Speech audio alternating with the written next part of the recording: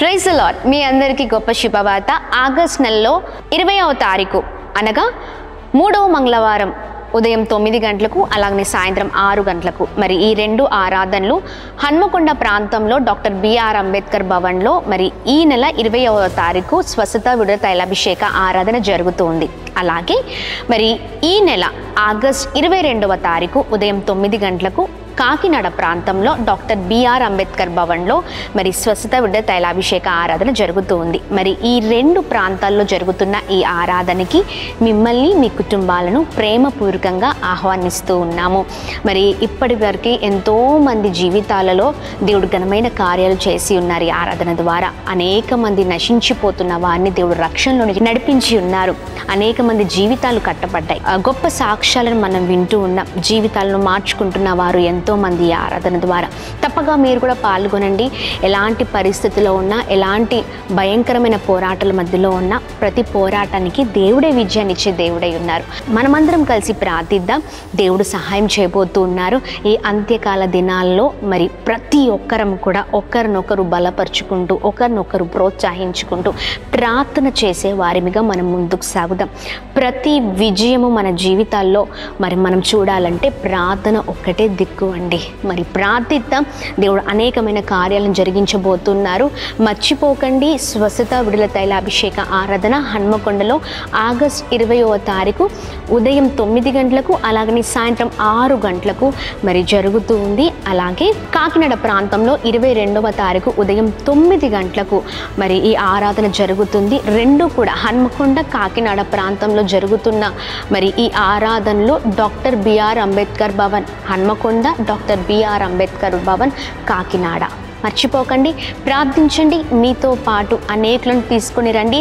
మన ఆత్మీయ జీవితాలలో మనము చాలా రోషము కలిగి ఉజ్జీవముతో ఈ ఆరాధన ద్వారా మనం ముందుకు సాగుదాం. పడిపోయిన మన పరిస్థితులను, పడిపోయిన మన కుటుంబాలను, చెదిరిపోయిన మన కుటుంబాలను, జీవితాలను, ఆత్మీయ జీవితాలను కట్టుకుందాం. ప్రభు నామాన్ని మహిమపరుద్దాం. Praise the lord. God bless you all.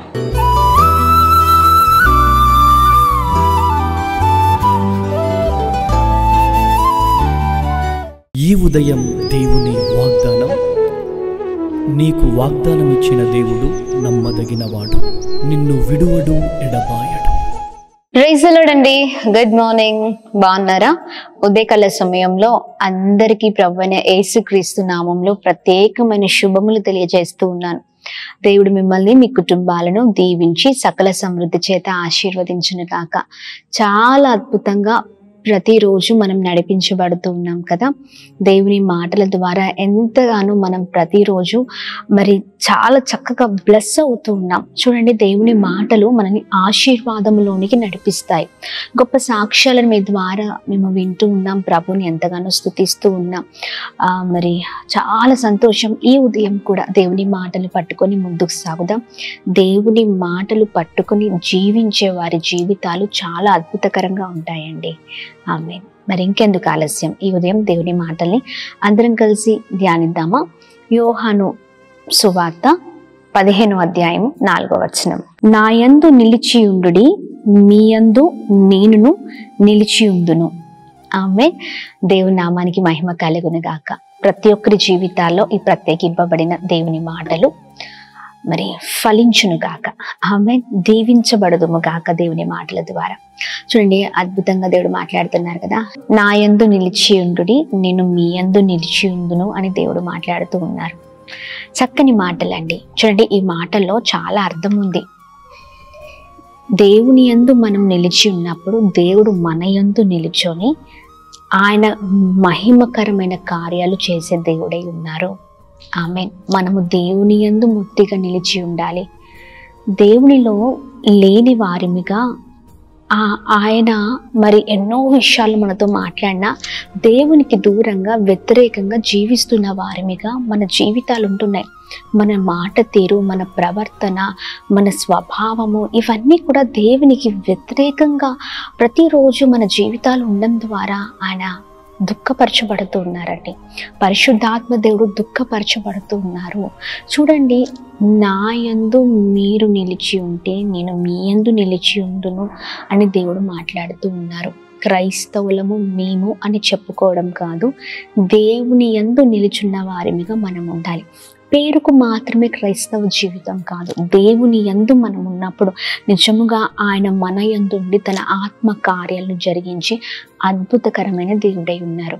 చూడండి, తీగలు ద్రాక్షవల్లితో ఉన్నప్పుడే మరి అద్భుతకరమైన ఫలింపును మనం చూస్తూ ఉంటాం కదా, చక్కని ఫలాలను మనం చూస్తూ ఉంటాం. ఈ రోజున మనము కూడా దేవుని యందు నిలిచి ఉన్నప్పుడు మనము ఫలిస్తాము. తీగలు మనము కదా, మనము దేవుని యందు నిలిచి ఉంటే మనము కూడా ఫలిస్తాము. ఈ రోజున ఫలింపు కలిగిన జీవితాలు ఉన్నాయంటారా? చాలా మంది జీవితాలు అలా లేవు కదండి. దేవుని యందు ఎవరైతే ఉంటారో వారు ఫలించరు ఎన్నటికీ. పనికి మాలిన జీవితాన్ని జీవిస్తూ దేవునికి అవమానం తీసుకొచ్చే వారిగా చాలామంది ఉంటున్నారండి. లేదు, మన జీవితాలు మార్చబడాలంటే, మనం ఫలించే వారిగా ఉండాలంటే, మనం అభివృద్ధిలోనికి నడిపించబడాలంటే, మన కుటుంబాలు బ్లెస్ అవ్వాలంటే, దేవుని మహిమను దేవుని కార్యాలను మన జీవితాలు చూడాలంటే మనము దేవుని యందు నిలిచి ఉంటేనే మనం ఫలించబడతాము. ఉదయకాల సమయంలో ప్రియ సహోదర సహోదరి, దేవుని మహిమను నీ జీవితంలో చూడాలని ఆశపడుతున్నావా? దేవుని మహిమను నీ జీవితంలో మరి చూడాలని ఎన్నో విషయాలలో నువ్వు మరి అనుకుంటున్నావు, కానీ దేవుని మహిమను చూడలేకపోతున్నావు. ఎందుకో తెలుసా? నీకు దేవునికి అడ్డుగా చాలా అడ్డుగోడలు ఉంటున్నాయి. అది నీ మాట కావచ్చు, దేవునికి వ్యతిరేకమైన పనులు కావచ్చు, ఇంకా ఎన్నో విషయాలు నీ బలహీనతలు కావచ్చు. మరి ఏ విషయంలో కూడా అవి దేవునికి మనకు అడ్డుగా ఉంటే మనం ఫలించము. మనకు దేవునికి డైరెక్ట్ కనెక్షన్ ఉండాలి. చూడండి, తీగలు ద్రాక్షవల్లితో ఉన్నప్పుడే ఫలించినట్లుగా మనము డైరెక్ట్గా దేవునితో కనెక్ట్ అయ్యే వారిగా ఉండాలి. అప్పుడు ఫలభరితమైన జీవితాన్ని మనం చూడగలుగుతాం. ఒకవేళ దేవునికి వ్యతిరేకంగా, విరుద్ధంగా, లేకపోతే ఎన్నో విషయాలు దేవునికి దేవుని అవమానపరిచే వారిగా ఉన్నారనుకుంటా, మన జీవితాలు మార్చుకుందామండి. దేవునితో ఉన్నప్పుడే మన జీవితాలు అద్భుతకరంగా ఉంటాయి. ఆయనలో ఉన్నప్పుడే మన నడవడి సరిచేయబడుతుంది. ఆయనలో ఉన్నప్పుడే మన ప్రవర్తన మార్చబడుతుంది. మనం నిజమైన క్రైస్తవులుగా బ్రతకగలుగుతాం. ఒక్కరోజు బ్రతికిన రోషము కలిగి నిజమైన క్రైస్తవులుగా బ్రతకాలండి. అది క్రైస్తవ జీవితం. దేవుని యందు ఉండి చక్కగా దేవునికి దగ్గరగా ఉందాం, లోకానికి దూరంగా ఉందాం. లోకం ఎన్నో ఆశలు రేపచ్చు నీలో, కానీ అవి అన్నీ శాశ్వత కాలమైనవి కావు, అవన్నీ తాత్కాలికమైనవని మరి ప్రతి ఒక్కరము కూడా అది గమనించి దేవునికి దగ్గరగా జీవిద్దాం. దేవుడు మనల్ని సరైన మార్గంలో మనల్ని నడిపించే దేవుడే ఉన్నారు. మరి ఉదయకాల సమయంలో ప్రార్థన పూర్వకంగా ముందుకు సాగుతూ ప్రభునామాన్ని మహిమపరుద్దామా? ప్రార్థన. అద్భుతమైన దేవుడవై ఉన్నావయ్యా, చక్కని రీతిలో మాతో మీరు మాట్లాడినందుకు స్తోత్రం. మీ బలమైన మాటల ద్వారా మేము ఎంతగానో బ్లెస్ అవుతున్నాం. మీ యందు అయ్యా మేము నిలిచి ఉన్నప్పుడే మేము ఫలిస్తాం. మేము మీ యందు ఉన్నప్పుడు మీరు మా యందు నిలిచి ఉండిన దేవుడై ఉన్నారు. మీ కార్యాలు చేసే దేవుడవై ఉన్నావయ్యా, సహాయం చేయండి. మీకు దూరంగా వ్యతిరేకంగా ఉండి మేము ఏమి చేయకూడదు. ఎలాంటి అడ్డుగోడలు ఉన్నా, ఎలాంటి బలహీనతలున్నా త్రోసివి ప్రభా, ఇదిగోండి మాలో నుంచి తీసివేయమని వేడుకున్నాం. మమ్మల్ని క్షేమాభివృద్ధిలో నడిపించండి. ఈ ప్రత్యేకింపబడిన మాటలు ఎవరైతే ధ్యానిస్తున్నారో అందరి జీవితాల్లో ఘనమైన కార్యాలు జరుగును గాక, మీ కార్యాలు జరుగును గాక చేస్తున్నాము. అలా మేము ప్రార్థిస్తున్నాం. అయ్యా, ఎంతమంది బలహీనులుగా ఉన్నారో, శక్తిహీనులుగా ఉన్నారో ఉదయకాల సమయంలో మీ బలాన్ని, మీ శక్తిని నింపండి, బలవంతులుగా చేయండి. ఎంతమంది అనారోగ్య స్థితిలో ఉన్నారు, ఇప్పుడే వారిని మీరు తాకండి, ముట్టండి, స్వస్థపరచమని వేడుకున్నాం. ఎవరైతే మీకు వ్యతిరేకంగా ఉన్నారో వారి హృదయాలు, వారి ఆలోచనలు మారిపోవుగాక. మీ యందు నిలిచి ప్రతి విషయంలో ఆయన నడుచుట కృప చూపించమని వేడుకున్నాం. అలానే ఉదయకాల సమయంలో ఎంతమంది అయితే అయా ఇదిగోండి అసమాధానంతో ఉన్నారో, అయా ఎవరైతే నెమ్మది లేని పరిస్థితులు, సంతోషం లేని పరిస్థితుల్లో ఉన్నారో వారిని మీరు తాకండి, సమాధానం నుండి కలగ చేయమని వేడుకున్నాం. ఉదయకాల సమయంలో birthdays, marriage days, special event celebrate చేసుకున్న వారందరి పట్ల మీ దయ, మీ కృప, మీ కనికరం మెండుగా కుమ్మరిస్తూ బ్లెస్ చేయమని యేసు నామములో అడుగుతున్నాం తండ్రి. ఆమేన్, ఆమేన్, ఆమేన్. అందరికీ praise the lord. God bless you. దేవుడు మిమ్మల్ని, మీ కుటుంబాలను దీవించి సకల సమృద్ధి చేత ఆశీర్వదించును గాక. ఆమేన్.